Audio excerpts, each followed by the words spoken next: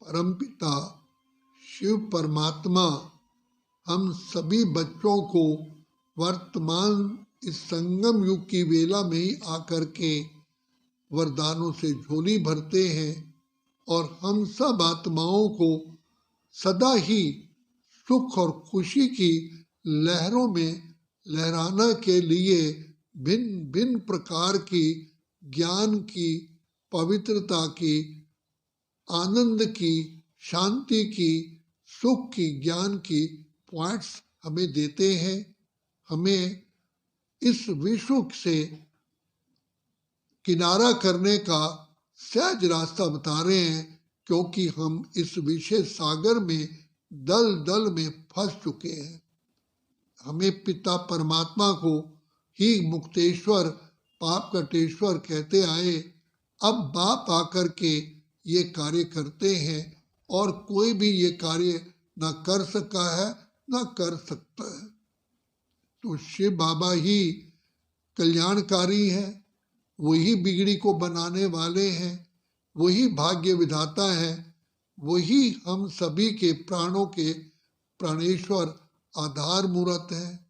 तो शिव बाबा आकर के जिसकी महिमा है, तुम्हारी लीला अपरंपार, जिसको संत महात्मा कहते आए कि परमात्मा बेअंत है, उसका अंत नहीं पाया जाता।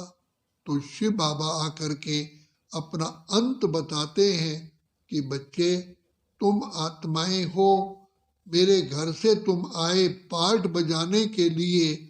तुम ही आत्माएं सत्व प्रधान थे, महान आत्माएं थे, श्रेष्ठ आत्माएं थे, पूज्य थे।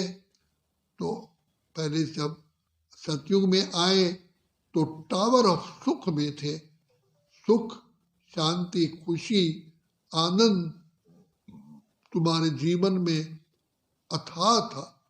तो धीरे धीरे जैसे देह अभिमान में आए तो माया 5 विकारों के वशीभूत हो गए।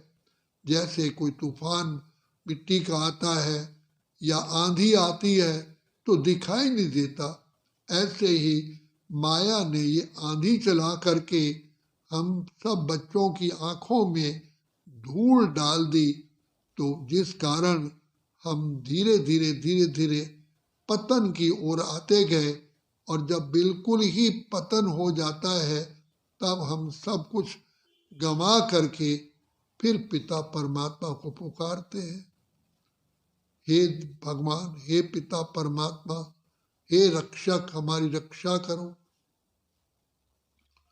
तो पिता ने जो वायदा किया है, यदा यदा ही धर्मस्य ग्लानिर्भवति भारत, तो पिता परमात्मा अपने किए हुए वायदे के अनुसार जो दया के सागर हैं, प्रेम के सागर हैं, बिगड़ी को बनाने वाले हैं, जो दुख हरता सुख करता है, वो इस सृष्टि पर आकर के हम बच्चों को, पतित तमो प्रधान आत्माओं को धोबी बन करके हमारे सारे आत्मा रूपी कपड़ों को साफ करते हैं।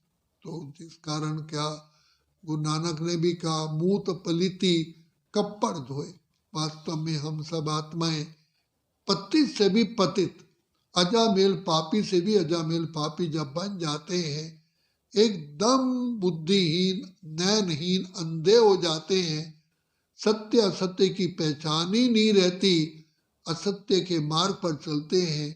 ऐसे समय पर प्राणों के प्राणेश्वर जिए दाता पिता परमात्मा ही आकर के हमारी सुध-बुध लेते हैं, हमारी जोत जगाते हैं, और जोत जगा करके हम आत्माओं को जागृत करते हैं। हे आत्मा, तुम मुझ पिता परमात्मा की संतान हो, जो मेरा गायन करते आए हो, ज्ञान के सागर, प्रेम के सागर, आनंद के सागर।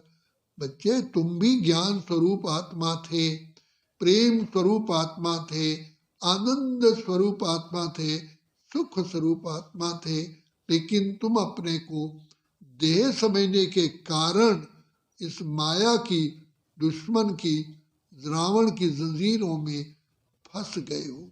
तो बाप ही आकर के हमें इससे मुक्त होने का रास्ता बताते हैं और हमें धैर्य देते हैं धीरज धर मनवा धीरज धर, तेरे सुख के घनेरे दिन आएंगे, तकदीर का सूरज चमकेगा, दुख के बादल छट जाएंगे।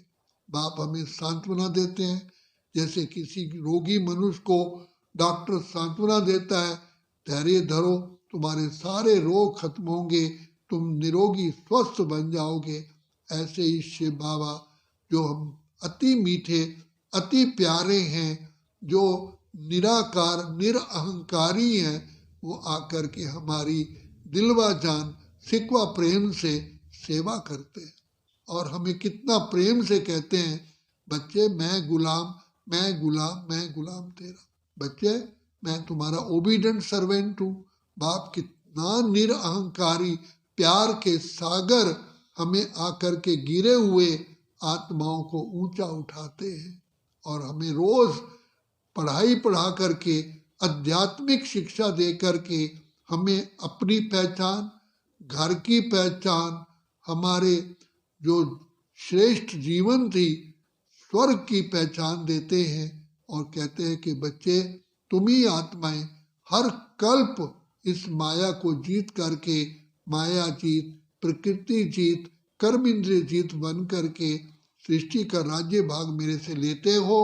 अब मैं आया हूँ तुमको फिर से इन विकारों पर विजयी बनाने के लिए। तो बाप बार बार हमें उमंग उत्साह देते हैं, बच्चे तुम ही सृष्टि के आधार मूरत हो, उद्धार मूरत हो, तुम ही शिव शक्तियाँ हो, तुम पांडव हो, कल्प कल्प के विजयी आत्माएं हो। बच्चे मीठे बच्चे, मेरे लाडले बच्चे, मेरे रूहानी बच्चे कह कह करके हमें महान आत्मा, पुण्य आत्मा, देव आत्मा बनाते हैं। यही पिता परमात्मा का हमारा ऊपर इतना उपकार है जो हम कभी भुला नहीं सकते, जो इतनी पतित तमो प्रधान आत्माओं को सत्व प्रधान बनाते हैं। यही पिता परमात्मा की सबसे बड़ी समझो के शक्ति है, यही कमाल है जो मनुष्य नहीं कर पाए वो परमात्मा आके करते हैं। तो यही परमात्मा का गायन है, असंभव को संभव करने वाले, पतित आत्माओं को पावन करने वाले। तो बाप किस प्रकार से बड़े आराम से हम सब आत्माओं का ऑपरेशन करके जो गहराई में बुराइयों का विकार जो हमारे अंदर प्रवेशता हो गई उस विष को बाहर निकालते हैं। इसलिए उनको हलाहल पीने वाला कहा जाता है। तो ये सेवा सिवाय पिता परमात्मा के कोई दूसरा कर ही नहीं सकता। इसलिए बाप को सदा कहते हैं कल्याणकारी योगेश्वर पिता परमात्मा आकर के हमें अपने साथ योग लगवा करके जन्म जन्म के लिए माला माल करते हैं और कर रहे हैं।